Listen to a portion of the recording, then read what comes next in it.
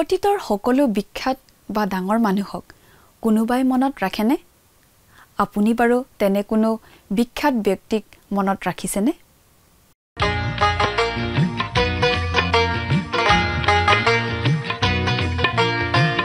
আজিৰে পবিত্ৰ ক্ষণতে দৰ্শকসকললৈ নমস্কাৰ জনাই আমাৰ এই ভক্তিবচন অনুষ্ঠানলৈ উষ্ম আদৰণি জনাইছোঁ। বাইবেল অধ্যয়নৰ এই ধাৰাবাহিক অসমীয়া অনুষ্ঠান ভক্তিবচন খ্ৰীষ্টীয় বিশ্বাসী লোকসকলৰ বাবে বিশেষভাৱে প্ৰস্তুত কৰা অনুষ্ঠান। ইয়াত বাইবেলৰ গোটেই কেইখন পুস্তকৰে অধ্যয়ন আগবঢ়োৱা হ'ব। মাজে মাজে পুৰণি নিয়ম আৰু মাজে মাজে নতুন নিয়ম খণ্ডৰ পৰা একোখন পুস্তক লৈ পুস্তকখনৰ প্ৰতিটো পদ পঢ়ি তাৰ ওপৰত সহজ সৰলভাৱে ব্যাখ্যা আগবঢ়াবলৈ চেষ্টা কৰা হ'ব। এই অনুষ্ঠানটো নিয়মিতভাৱে শুনি থাকিলে দৰ্শকসকলে গোটেই বাইবেলখন চোৱাৰ আৰু বুজি পোৱাৰ এটা সুযোগ লাভ কৰিব আৰু তাৰ যোগেৰে আত্মিকভাৱে লাভৱান হ'ব পাৰিব বুলি আমি বিশ্বাস কৰোঁ।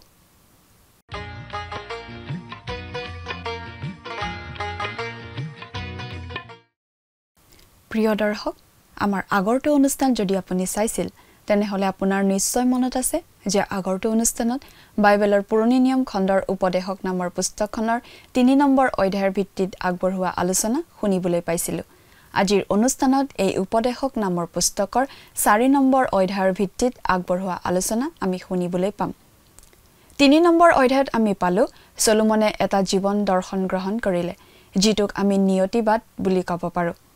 বেছিভাগ মানুহেই এনেকুৱা ধৰণৰ দৰ্শন এটা গ্ৰহণ কৰে যে যি হ'ব লগা আছে, যি ঘটিব লগা আছে ঘটিব, একো চিন্তা কৰি লাভ নাই। মানুহ আৰু পশুৰ মাজত পাৰ্থক্য আছে। মানুহে নিজৰ বাবে চিন্তা কৰাৰ লগতে নিজৰ পৰিয়াল, আত্মীয় স্বজনৰ বাবেও চিন্তা কৰে, সমাজৰ বাবেও চিন্তা কৰে। জীৱ জন্তুৱে কিন্তু সাধাৰণতে কেৱল নিজৰ কথাই ভাবে। চলোমনে লিখিছে যে মানুহ আৰু পশুৰ মাজৰ এটা ডাঙৰ পাৰ্থক্য হৈছে মানুহৰ আত্মা ওপৰলৈ যায়, কিন্তু জীৱ জন্তুৰ আত্মা তললৈ যায়। কিন্তু মানুহে মনত ৰখা উচিত যে এই জীৱনটোৰ যিখিনি সময় কেৱল সেইখিনিয়ে আমাৰ হাতত থাকে, কিন্তু এই জীৱনৰ পাছত কি আছে বা কি হ'ব সেই বিষয়ে মানুহে এই জীৱনতে চিন্তা কৰিব লাগিব। কিন্তু বেছিভাগ মানুহে এই জীৱনটোক লৈয়ে ব্যস্ত থাকে। ৪ নম্বৰ অধ্যায়টো আত্মস্বাৰ্থ বা কেৱল নিজৰ কথাই ভবা দৰ্শনৰ জৰিয়তে চলোমনৰ সন্তুষ্টিৰ সন্ধানৰ কথাখিনিকেই আগবঢ়াই নিয়া হৈছে। চলোমনে লিখা কথাখিনি আজিৰ এই আধুনিক যুগৰ সৈতেও খাপ খাই পৰে।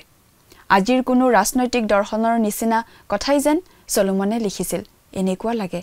কেৱল আত্মস্বাৰ্থ ভবা লোকে প্ৰচলিত ব্যৱস্থা আৰু প্ৰতিষ্ঠান আদিৰ বিৰুদ্ধে বিদ্ৰোহ কৰে।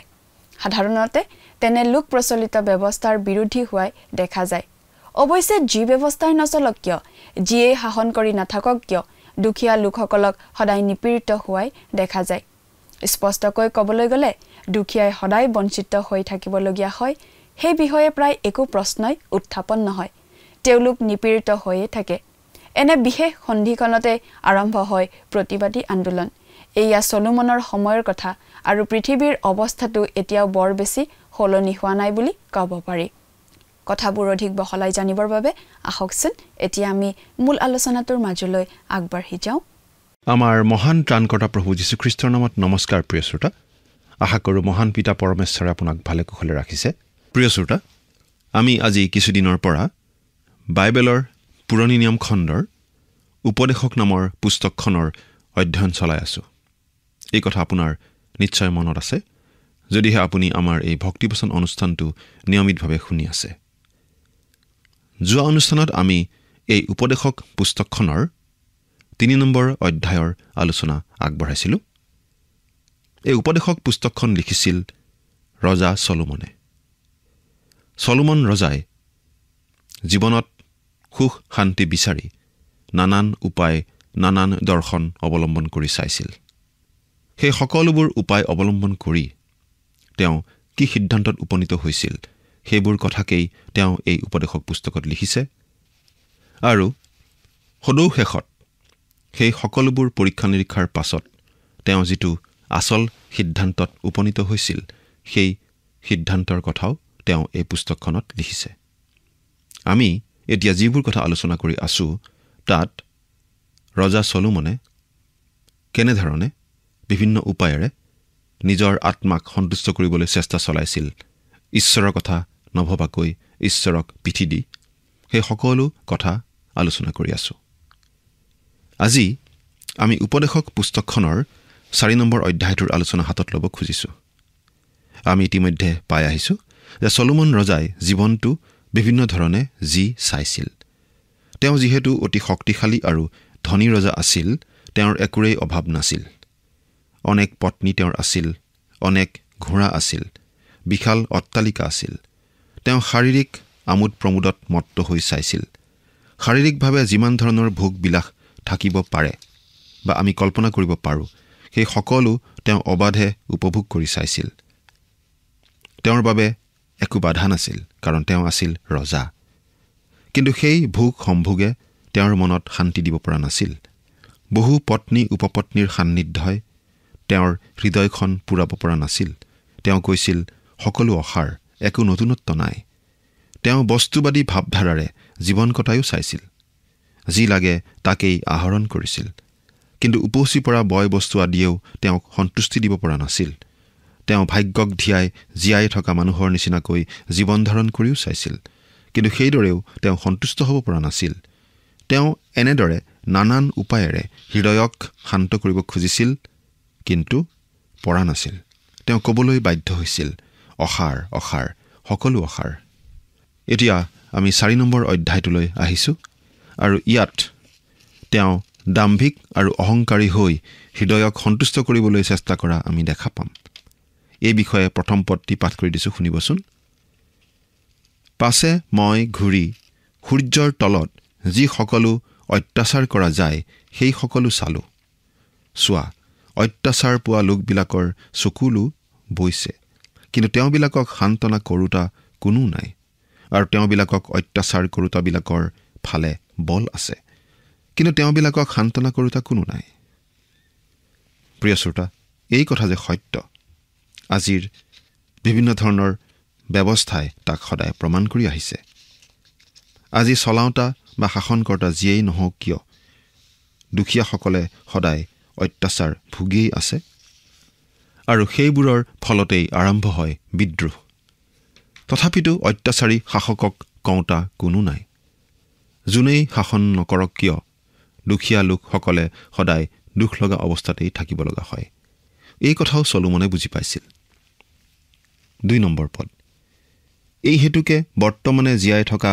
জীৱিতবিলাকতকৈ আগেয়ে মৰা মৃতবিলাকৰ মই প্ৰশংসা কৰিলোঁ আপুনি হয়তো নিশ্চয় শুনিছে যে কিছুমান মানুহে কয় এনেকৈ থকাতকৈ মই মৰাই ভাল আছিল আৰু কিছুমানে কয় মোৰ যদি বহুত ধন থাকিলহেঁতেন বা মই যদি আমুক হলোহেঁতেন তাৰ মানে কি এইদৰে কোৱাজন নিজৰ বৰ্তমান অৱস্থাৰ বিদ্ৰোহী বৰ্তমানক লৈ সন্তুষ্ট নহয় বা প্ৰচলিত ব্যৱস্থাৰ বিদ্ৰোহ কৰিবলৈ কিছুমান লোকে বিচাৰে 3 নম্বৰ পদ এনে কি জনে আজিলৈকে জন্ম পোৱা নাই আৰু সূৰ্যৰ তলত থকা বেয়া কাৰ্য দেখা নাই তাক মই সেই উভয়তকৈ সুখী জ্ঞান কৰিলোঁ এইটো সঁচা ভৱিষ্যতে যি দিন আহিব লাগিছে তাক দেখাতকৈ জন্ম নোলোৱাই ভাল বুলি ক'ব পাৰি ভৱিষ্যতৰ দিনবোৰ ভাল হ'ব বুলি আশা কৰা বৃথা এই বুলি চলোমনে বুজাইছে মানুহৰ অৱস্থা দিনে দিনে অধিক বেয়া হৈ যাব বুলি তেওঁ মত দিছে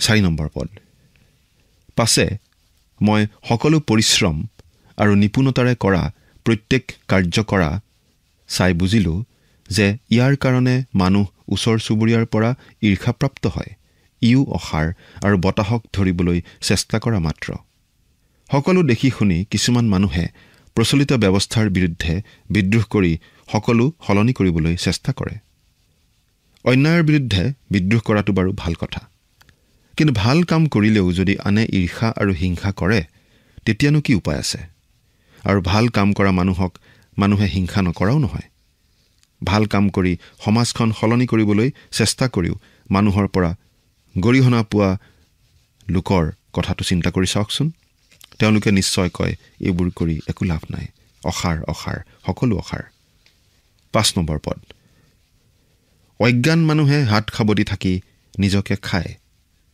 যিয়ে নিজে খাবৰ বাবে আৰু সুৰক্ষাৰ বাবে একো নকৰে তেনে মানুহক অজ্ঞান বুলি কোৱা হৈছে। আজিকালি অৱশ্যে একো নকৰাকৈ সকলো পাবলৈ ইচ্ছা কৰা মানুহ বহুত আছে। মানুহে নিজৰ কাৰণে কাম কৰিব নিবিচাৰে। সমাজখন আজিকালি তেনেকুৱাই হৈছে। সকলো বস্তু, সকলো সুবিধা আনৰ পৰা মানুহে যিকোনো প্ৰকাৰে আদায় কৰি ল'ব বিচাৰে, নিজে কিন্তু একো কৰিব নিবিচাৰে। এতিয়া 6 নম্বৰ পদটো পঢ়ি দিছোঁ। পৰিশ্ৰম আৰু বতাহক ধৰিবলৈ কৰা চেষ্টাৰে সৈতে 2 মুঠিতকৈ শান্তিৰে সৈতে এমুঠিয়েই ভাল। নিশ্চয় এইটো এটা মন কৰিবলগীয়া কথা। এনেধৰণৰ মানুহে নিজৰ কাম কৰিব বিচাৰে। মন আৰু বিবেকত দুখ দি আৰ্জন কৰা বস্তুতকৈ এনেদৰে কষ্ট কৰি নিজৰ বস্তু আৰ্জন কৰাটো নিশ্চয় ভাল কথা। সেই বিষয়ে নিশ্চয় সন্দেহ নাই। 7 নম্বৰ পদ। পাছে মই ঘূৰি সূৰ্যৰ তলত অসাৰতা দেখিলোঁ। কিন্তু আমি যি ধৰণেৰে আগনাবাঢ়ো কিয়, দুয়ো ক্ষেত্ৰতেই ভুল হয়। কোনো উপায় নাই বুলি ক'ব পাৰি। এইটো হতাশাৰ অতি দুখ লগা অৱস্থা নহয়নে বাৰু? এই কথাত আমি একো আচৰিত হ'বলগীয়া নাই যে যিবোৰ জনসমাজত নিজৰ ওপৰত বিশ্বাস ৰখা লোকৰ সংখ্যা বেছি, নিজৰ শক্তি সামৰ্থ্যত ভৰসা ৰখা লোকৰ সংখ্যা বেছি, সেইবোৰ ঠাইতেই আত্মহত্যা কৰা মানুহৰ সংখ্যাও বেছি। এই পুৰণি ঘাঁহটো নানা ধৰণৰ দুৰ্নীতিৰ যোগেদি সমাজত আত্মপ্ৰকাশ কৰে। আচলতে এই সকলোবোৰৰ অন্তৰালত সেই হতাশাৰ দৰ্শন আছে, যি দৰ্শনে শিকায় যে সকলো অসাৰ, একোৰ পৰাই লাভ নাই, সকলো মিছা। 8 নম্বৰ পদ। কোনো মানুহ অকলশৰে থাকে, তাৰ দ্বিতীয় কোনো নাই। এনে কি তাৰ পুতেক কি ভায়েক ককায়েক কোনো নাই। তথাপি তাৰ পৰিশ্ৰমৰ সীমা নাই আৰু তাৰ চকু ধন সম্পত্তিত তৃপ্ত নহয়। সি কয়, তেন্তে মই কাৰ নিমিত্তে পৰিশ্ৰম কৰিছোঁ আৰু নিজ প্ৰাণক সুখ ভোগৰ পৰা বঞ্চিত কৰিছোঁ। ইও অসাৰ। এনে কি অতি দুখজনক ব্যৱসায়। কি যে দুখ লগা হতাশা ভৰা কথা। ইয়াত এই ধাৰণাটো দিয়া হৈছে যে আমি যদি আনৰ বাবে কাম কৰোঁ আৰু আনক সহায় কৰোঁ, তাৰ পৰাও আচলতে একো লাভ নাই। সেয়া সময়ৰ অপচয় মাথোন। অৱশ্যে এইটো খ্ৰীষ্টীয় বিশ্বাসীসকলৰ দৰ্শন নহয়। সমাজত চলি থকা এটা দৰ্শনৰ কথাহে ইয়াত উল্লেখ কৰা হৈছে। এনে মানুহবিলাকে কয়, মই কাৰ নিমিত্তে পৰিশ্ৰম কৰিছোঁ আৰু নিজ প্ৰাণক সুখ ভোগৰ পৰা বঞ্চিত কৰিছোঁ। অৰ্থাৎ এই কথা কোৱা হৈছে যে নিজে কৰি খালেও শান্তি নাই, আনৰ বাবে কষ্ট কৰি আনৰ বাবে ৰাখি থৈ গ'লেও শান্তি নাই। 9 নম্বৰ পদ। এজনতকৈ দুজন ভাল, কিয়নো তেওঁবিলাকৰ পৰিশ্ৰমৰ দ্বাৰাই সুফল হয়। এতিয়া ৰজা চলোমনে আনৰ সৈতে লগ লাগি কাম কৰাৰ সপক্ষে যুক্তি দাঙি ধৰিব, কিন্তু সেইবোৰো স্বাৰ্থপৰ যুক্তি। এই কথা আমি নিঃসন্দেহে ক'ব পাৰোঁ। তেওঁ কৈছে যে এজনতকৈ দুজন নিশ্চয় ভাল, কাৰণ তেনেদৰে কামো সফল হোৱাটো সহজ হয়। অকলে কৰাতকৈ দুজন লগ হৈ কাম কৰিলে নিজলৈ বুলি বেছি আৰ্জন কৰিব পাৰি। 10 নম্বৰ পদ। কাৰণ তেওঁবিলাক পৰিলে এজনে নিজৰ সংগীক তুলিব পাৰে, কিন্তু যিজন অকলশৰীয়া সি পৰিলে তাৰ সন্তাপ হ'ব, কিয়নো তাক তুলিবলৈ দ্বিতীয়জন নাই। চলোমনে এই কথা বুজি পাইছিল যে নিজৰ বাবেই জীয়াই থাকিব খুজিলেও আমি সকলো কাম অকলেই কৰিব নোৱাৰোঁ। আমাক কাৰোবাৰ সহায়ৰ প্ৰয়োজন হয়। যিজন পতিত হওঁতে অকলশৰীয়া, তেওঁৰ অৱস্থা নিশ্চয় অতি দুখ লগা। সেইকাৰণেই কোনো দূৰ ঠাইলৈ ফুৰিবলৈ গ'লেও অকলে যোৱা ভাল নহয় বুলি মানুহে আমাক উপদেশ দিয়ে। বাটত কিবা কাৰণত কিবা দুৰ্ঘটনা ঘটিলে কাৰোবাৰ পৰা সহায় আমাক নিশ্চয় লাগিব। চাকৰি বাকৰিৰ পৰা অৱসৰ গ্ৰহণ কৰাৰ পাছত অকলে জীৱন কটাব লগা হোৱা মানুহৰ সমস্যা অনেক। তেওঁলোক পিছল খাই পৰি কঁকালৰ হাড় ভাঙিলে অকলে উঠি আনকি টেলিফোনটোৰ ওচৰলৈও যাব নোৱাৰিব। কেতিয়াবা 2-3 দিনৰ পাছতহে ওচৰ চুবুৰীয়াই তেওঁলোকৰ খবৰ পায়। গতিকে দুজন একেলগে যোৱা ভাল, দুজন একেলগে থকা ভাল। এজন পৰিলে আনজনে সহায় কৰিব পাৰে। 11 নম্বৰ পদ। আকৌ দুজনে একেলগে শুলে পায়, কিন্তু এজনে অকলেই কেনেকৈ পাব? আকৌ এজন সংগীয়ে আনজনৰ শৰীৰত দিব পাৰে। সেইটো কেতিয়াবা প্ৰয়োজনীয় কথা হৈ পৰিব পাৰে। এজন বিখ্যাত বাইবেল শিক্ষকে এই বিষয়ে এনেদৰে কৈছিল, মই যেতিয়া সৰু ল'ৰা আছিলোঁ, মই সদায় মোৰ দেউতাৰ লগত শুবলৈ ভাল পাইছিলোঁ, বিশেষকৈ জাৰকালি। আমাৰ ঘৰত গৰম কৰাৰ কোনো ব্যৱস্থা নাছিল, কোনো হিটাৰ নাছিল, গতিকে মই দেউতাৰ বুকুৰ মাজত কুচমুচ খাই শুইছিলোঁ আৰু যথেষ্ট পাইছিলোঁ। 12 নম্বৰ পদ। আৰু যি অকলশৰীয়া তাক যদিও কোনোৱে পৰাজয় কৰে তথাপি দুজনে তাৰ প্ৰতিৰোধ কৰিব আৰু 3 গুণীয়া ৰছী বেগাই নিচিগে। 2জন হলে সংগী হয় কিন্তু 3জন হলে জনসমুদ্ৰ হয় বুলি কোৱা হয়। কেতিয়াবা জনসমুদ্ৰ হলে ভাল। যেতিয়া কোনোবা আমাৰ বিৰুদ্ধে আহে তেতিয়া আমাৰ সংগী বহুত থাকিলে নিশ্চয় ভাল। আজিকালি আমাৰ বাটে ঘাটে নানা ধৰণৰ কুকাৰ্যবোৰ চলি থাকে। সমাজ বিৰোধী লোকে চাৰিওফালে অটপালি চলাই থাকে। সাধাৰণতে অকলশৰীয়া মানুহবিলাকেই এনে সমাজ বিৰোধী লোকৰ শিকাৰ হয়। আমি পঢ়িবলৈ পাইছোঁ যে এখন পশ্চিমীয়া দেশৰ এখন বিখ্যাত মহানগৰত কোনো মহিলাকেই অকলে ৰাজহুৱা জিৰণি ঘৰত থাকিবলৈ দিয়া নহয়। তেওঁৰ কোনোবা সংগী থাকিবই লাগিব। আমাৰ সমাজখনৰ এনেকুৱা নিৰাপত্তাহীন অৱস্থা হোৱাটো নিশ্চয় অতি দুখ লগা কথা। গোটেই পৃথিৱীতে আইন শৃংখলাৰ যে অৱনতি ঘটিছে সেই কথাটো নিশ্চয় আমি মানি ল'ম। সভ্যতাৰ শিখৰত আৰোহণ কৰাৰ পাছতো মানুহৰ পাপ স্বভাৱটো কিন্তু একেই আছে। মানুহক আচলতে আজি ব্যক্তি স্বাধীনতাতকৈ বেছি নিয়ন্ত্ৰণৰহে প্ৰয়োজন হৈ পৰিছে, নহয়নে বাৰু? আত্মকেন্দ্ৰিক মানুহে এই জীৱনত কেতিয়াও সন্তুষ্টি বিচাৰি নাপায়। তেওঁলোকে নিজৰ বাবে চিন্তা কৰি কেৱল নিজৰ বাবে জীয়াই থাকি জীৱনত কেতিয়াও সুখ শান্তি বিচাৰি নাপায়। অকলে কোনো কাম কৰি আমাৰ অলপ সময়ৰ বাবে হয়তো ভাল লাগিব পাৰে। অকলে থাকিবলৈ হয়তো আমাৰ কেতিয়াবা অলপ সময়ৰ বাবে মনত তেনেকুৱা হাবিয়াস থাকিব পাৰে। আমাৰ চাৰিওফালে থকা হুলস্থুল পৰিৱেশৰ পৰা আঁতৰি অকলে অলপ সময় কটাবলৈ আমাৰ নিশ্চয় সকলোৰে মন যায়। আমি ভাবোঁ যে অকলে অলপ সময় কটালেই সকলো সমস্যাৰ পৰা আমি হাত সাৰোঁ। কিন্তু তেনেকুৱা হয়নে বাৰু? অকলে অকলে আমি কিছু সময় কটোৱাৰ পাছতেই আমাৰ বাৰু কেনেকুৱা লাগে? লাহে লাহে আমাৰ বাৰু আমনি নালাগেনে?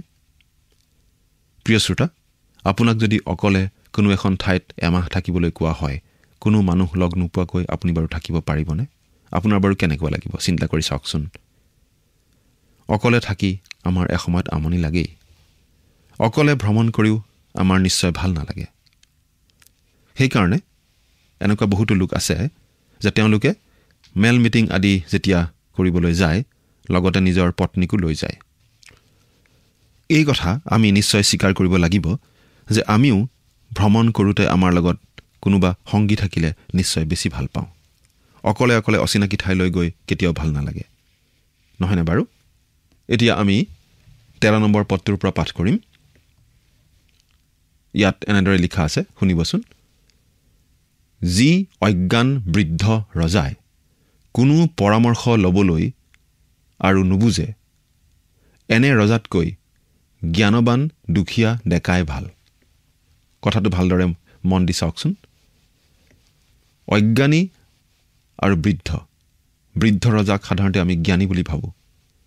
কিন্তু যি ৰজা ৰাজ শাসন কৰি কৰি বৃদ্ধ হৈ গৈছে কিন্তু তথাপি অজ্ঞানী হৈ আছে, আৰু যি ৰজাই অজ্ঞানী হোৱা সত্ত্বেও কাৰো পৰা কোনো ধৰণৰ পৰামৰ্শ ল'বলৈ চেষ্টা নকৰে, নাইবা তেওঁ এনেকুৱা অজ্ঞানী যে কোনোবাই পৰামৰ্শ দিলেও তেওঁ বুজি নাপায়, তেনেকুৱা ৰজাতকৈ সাধাৰণ দুখীয়া মানুহ এজনো ভাল যিজনৰ জ্ঞান আছে, যিজন জ্ঞানী। আৰু সাধাৰণতে বৃদ্ধ লোকৰ বহুত জ্ঞান থকা বুলি আমি ভাবোঁ, আৰু ডেকা লোকৰ ইমান জ্ঞান থকা বুলি আমি নাভাবোঁ, কাৰণ তেওঁলোকৰ জীৱনৰ অভিজ্ঞতা কম। কিন্তু জ্ঞানবান ডেকা এজন অজ্ঞানী বৃদ্ধ এজনতকৈ ভাল বুলি ইয়াত কোৱা হৈছে। আচলতে এই পদটো পঢ়িলে আমাৰ ৰজা চলোমনলৈ মনত পৰে। ৰজা চলোমন বাৰু কেনেকুৱা আছিল? তেওঁ ৰজা আছিল, তেওঁ ডেকাও আছিল। আচলতে চলোমন ইয়াত উল্লেখ কৰা দুয়োটাই আছিল। তেওঁ আছিল জ্ঞানী সন্তান, আনহাতে তেওঁ আছিল মূৰ্খ ৰজা। আচৰিত কথা নহয়নে? তেওঁ জ্ঞানী ডেকা আছিল কাৰণ যেতিয়া তেওঁ ডেকা হিচাপে ৰজা হৈছিল তেতিয়া ঈশ্বৰৰ পৰা তেওঁ প্ৰজ্ঞা লাভ কৰিছিল। কিন্তু আনহাতে তেওঁ অজ্ঞানী ৰজা আছিল, কাৰণ তেওঁ ঈশ্বৰক পিঠি দি তেওঁ এই জগতৰ লাহবিলাহত মত্ত হ'বলৈ চেষ্টা কৰিছিল। অৰ্থাৎ এই পদটোৰ যোগেদি চলোমন ৰজাই নিজৰ জীৱনৰ অভিজ্ঞতাকেই প্ৰকাশ কৰা বুলি আমি ক'ব পাৰোঁ। এতিয়া 14 নম্বৰ পদটো পাঠ কৰি দিব খুজিছোঁ। কিয়নো এওঁ ৰজা হ'বৰ নিমিত্তে বন্দীশালৰ পৰা ওলাইছিল, এনেকি এওঁ নিজৰ ৰাজ্যত দৰিদ্ৰ অৱস্থাত জন্মগ্ৰহণ কৰিছিল। প্ৰিয় শ্ৰোতা, আমি যিখন দেশত বাস কৰোঁ সেই দেশখন কেনেদৰে চলিছে সেই বিষয়ে আমি নিশ্চয় সচেতন থাকিব লাগে, নহয় জানো?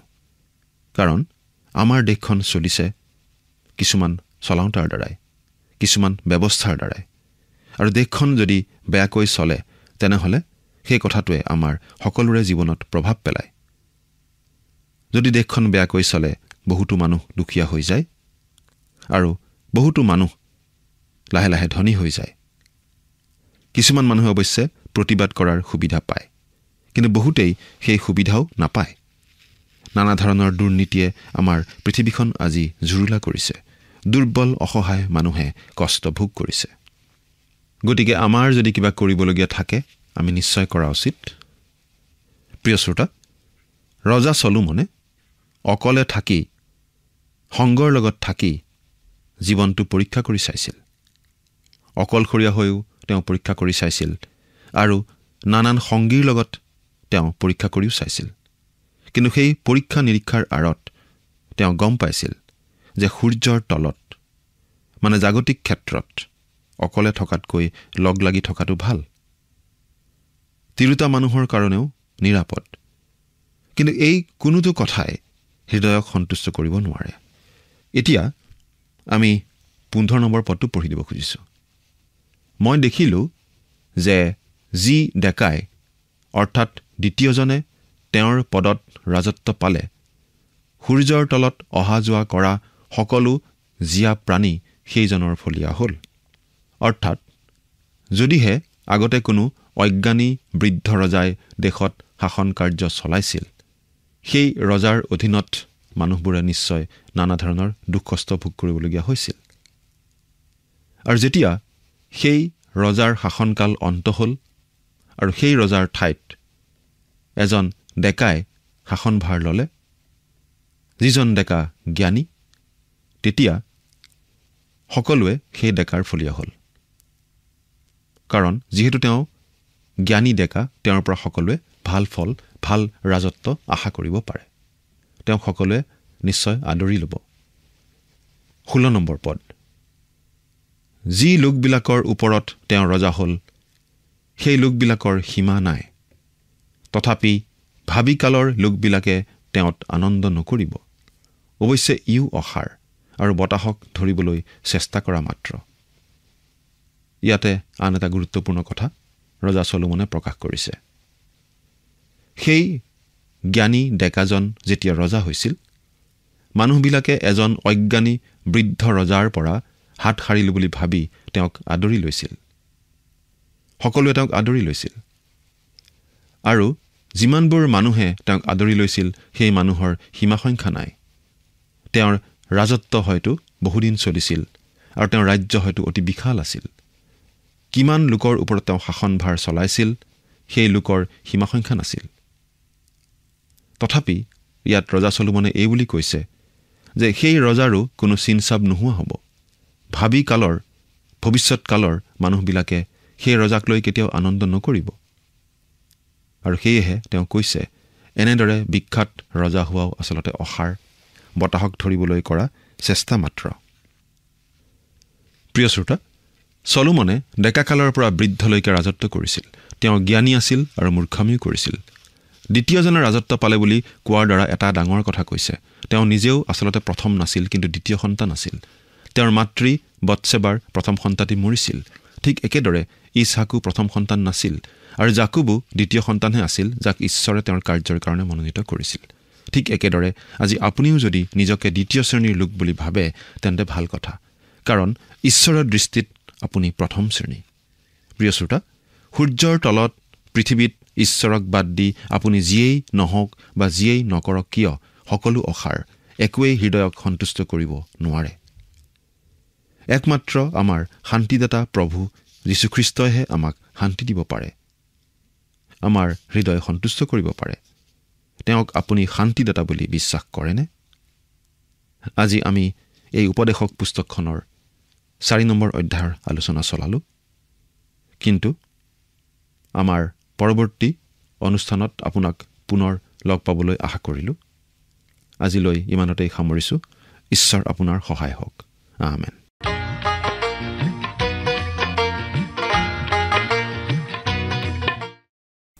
চলোমন বটছেবাৰ দায়ুদৰ যুগেৰে জন্মা দ্বিতীয় সন্তান আছিল। দায়ুদে তেওঁক হয়তো ৰজা নাপাতিলেহেঁতেন যদিহে আগৰজন বাচি থাকিলেহেঁতেন। চলোমনে হয়তো মন কৰিছিল যে ইছহাকো অব্ৰাহামৰ দ্বিতীয় সন্তানহে আছিল, গতিকে ঈশ্বৰে সদায় দ্বিতীয়জনকহে বাছি লয়। আমাৰ কেতিয়াবা নিজকে দ্বিতীয় শ্ৰেণীৰ মানুহ যেন লাগিলে এই কথাটো মনত পেলোৱা উচিত যে ঈশ্বৰৰ দৃষ্টিত আমি সদায় প্ৰথম শ্ৰেণীৰ। মানুহ সদায় জনপ্ৰিয় হৈ নাথাকে। এসময়ৰ ডাঙৰ মানুহ সময়ত মানুহৰ মনৰ পৰাই নোহোৱা হৈ যাব পাৰে। ডাঙৰ ডাঙৰ বহুতো নেতাৰ পিছে পিছে আৰু সাংবাদিকসকল ঘূৰি নুফুৰে। সময় সলনি হয়, আগৰ কথাবোৰ মানুহে প্ৰায় পাহৰি যায়। আজিলৈ আমাৰ অনুষ্ঠানটিৰ ইমানতে সামৰণি মাৰিব খুজিছোঁ। পৰৱৰ্তী অনুষ্ঠানত আপোনালোকক পুনৰ লগ পোৱাৰ আশা ৰাখিছোঁ। সামৰণি মৰাৰ আগতে আহকচোন আমি খন্তেক প্ৰাৰ্থনাত মূৰ্ণত কৰোঁ হওক। স্বৰ্গত থকা অতি মৰমীয়াল দয়ালু পিতৃ ঈশ্বৰ, প্ৰভু তোমাক ধন্যবাদ দিছোঁ তোমাৰ প্ৰেম তোমাৰ অনুগ্ৰহেৰে তুমি পৰিপূৰ্ণ কৰাৰ বাবে। দয়ালু মৰমীয়াল পিতৃ ঈশ্বৰ, এই সময়তে প্ৰভু তোমাৰ চৰণত নিবেদন জনাইছোঁ আমাৰ প্ৰতিজন দৰ্শকসকলৰ বাবে। তেওঁলোকক প্ৰভু তোমাৰ আশীৰ্বাদেৰে প্ৰভু তুমি পৰিপূৰ্ণ কৰিবা। তোমাৰ বাক্য বুজি পোৱাত প্ৰভু তুমি সহায় কৰা, যাতে প্ৰভু এই সকলোবোৰ বাক্য প্ৰভু তেওঁলোকে বুজি পোৱাৰ যোগেদি নিজৰ জীৱনটো যাতে সম্পূৰ্ণৰূপে তোমাত সোধাই প্ৰভু পৰিচালিত হ'ব পাৰিব, তেনে আশীৰ্বাদ তেওঁলোকৰ জীৱনত তুমি বাকী দিয়া। আৰু তেওঁলোকৰ প্ৰভু পৰিয়ালক সকলো সদস্যকে প্ৰভু তোমাৰ আশীৰ্বাদেৰে তুমি পৰিপূৰ্ণ কৰিবা। এই সকলো যাচনা মহান ত্ৰাণকৰ্তা প্ৰভু যীশুখ্ৰীষ্টৰ নামত অৰ্পণ কৰিলোঁ। আমেন।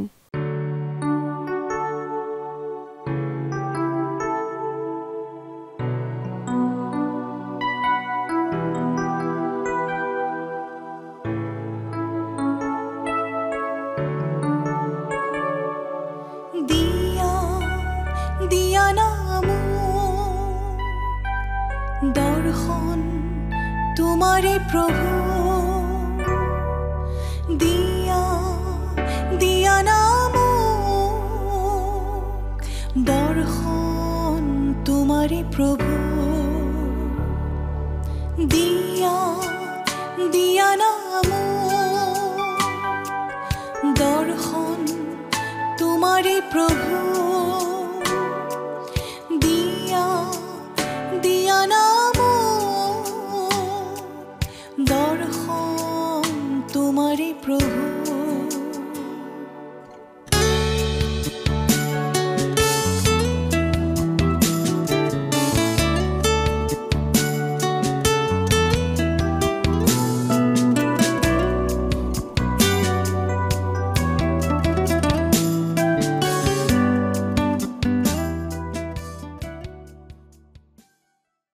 প্ৰিয় শ্ৰোতা দৰ্শক, আশা কৰোঁ ভক্তিবচন অনুষ্ঠানটি উপভোগ কৰি আপোনাৰ নিশ্চয় ভাল লাগিছে। এই বিষয়ে আপোনাৰ মতামত জানিব পাৰিলে আমি নথৈ আনন্দিত হ'ম। আপোনাৰ যদি আমাৰ এই অনুষ্ঠানটি উপভোগ কৰি ভাল লাগিছে, তেন্তে অনুগ্ৰহ কৰি আমালৈ এটি মিছ কল দিয়কচোন। আপোনাৰ এটা মিছ কল আমাৰ বাবে অতি মূল্যৱান। প্ৰতিটো মিছ কল দিয়া সকলৰ মাজৰ পৰা এজন বিশেষ দৰ্শকক বাছি লৈ সপ্তাহৰ শেষত পুৰস্কৃতও কৰা হ'ব। মিছ কল দিয়া নম্বৰটো হৈছে 04449081 আপোনাৰ যদি কিবা প্ৰাৰ্থনাৰ বিষয় থাকে বা অধিক জানিবলৈ ইচ্ছা কৰে, তেন্তে টেলিফোনৰ মাধ্যমেৰেও আমাক যোগাযোগ কৰিব পাৰে। আমাৰ টেলিফোন নম্বৰটো হৈছে 7429840242। আপুনি আমালৈ ইমেইল অথবা পত্ৰযোগেও যোগাযোগ কৰিব পাৰে। তাৰ বাবে আমাৰ ইমেইল আইডি আৰু পোষ্টেল এড্ৰেছটো টিভি পৰ্দাত চাই লওকচোন। পুনৰ লগ পোৱাৰ আশাৰে আজিলৈ ইমানতে সামৰিছোঁ। ঈশ্বৰে আপোনাক আশীৰ্বাদ কৰক। ধন্যবাদ।